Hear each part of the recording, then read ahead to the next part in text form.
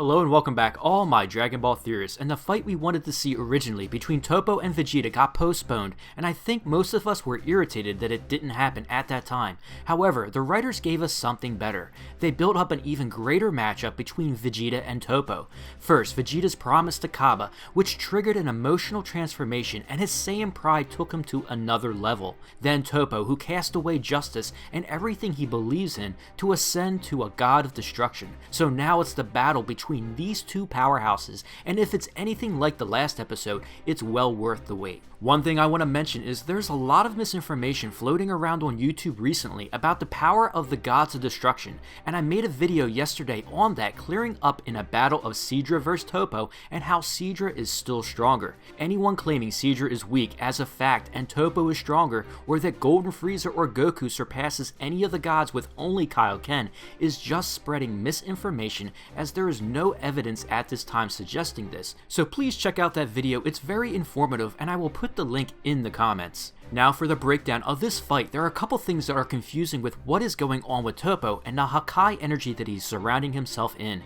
When Krillin says, "Why won't attacks work on him?" Beerus states it's Hakai energy. Depending on the situation, he can surround himself with energy of destruction. Then we see the rock get erased just by touching Toppo. Krillin shocked, then it's impossible to directly damage him? At first we think, oh my god, nothing can touch Toppo now, or it will just be erased, but that isn't what is completely going on here. First, if that was the case, then Toppo just walking on the ground would disintegrate it. Next, when he punches Frieza here, he would put a hole right through him, killing him if everything he touches erases something. Finally, Toppo is holding Frieza by the head, and while in tremendous pain, he isn't getting erased. So what gives? Obviously not everything he touches gets erased. Toppo did say he could easily erase him though, but he didn't want to be disqualified. This brings back up exactly what Beerus said. Depending on the situation, he can surround himself with energy of destruction. So this isn't some permanent shield encasing Toppo. I was thinking initially that Vegeta would have to surround himself in some protective barrier to battle Toppo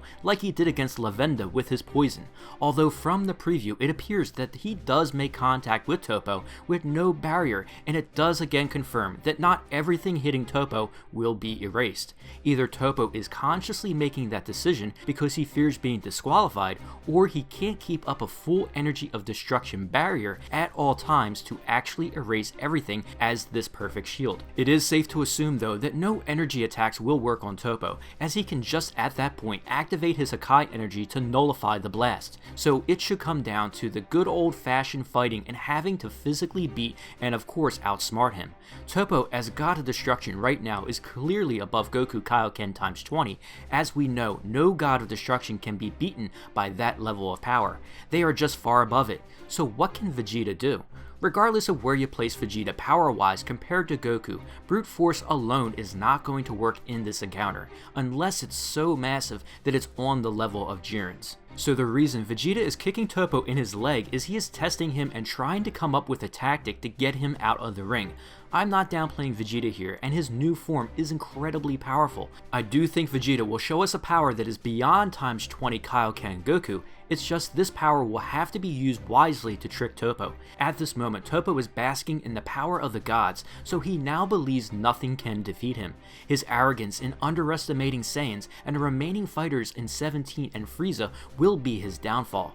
Toppo forgets that power alone will not secure a win, and the Vegeta only has to knock him off the tournament stage. It is possible that Vegeta will get in Toppo's head to challenge him and set Toppo up. It is possible that Vegeta's life-risking attack will put a tremendous strain on him, and he plans on using Toppo's Hakai energy against him. In this final scene where Goku says, "Are you going to throw your life away?" we can see Toppo charging up even more power. We know that Toppo still has to charge his Hakai energy from what Beerus stated.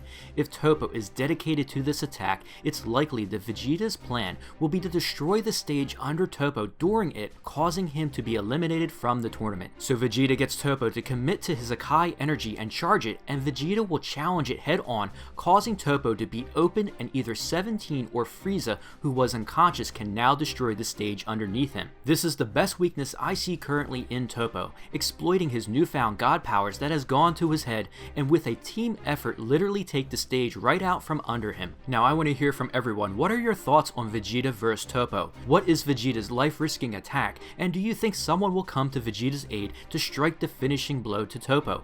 I always love to hear your theories in the comments below, and if you enjoyed this video, don't forget to hit that like button, and please subscribe to support the channel and keep those theories coming.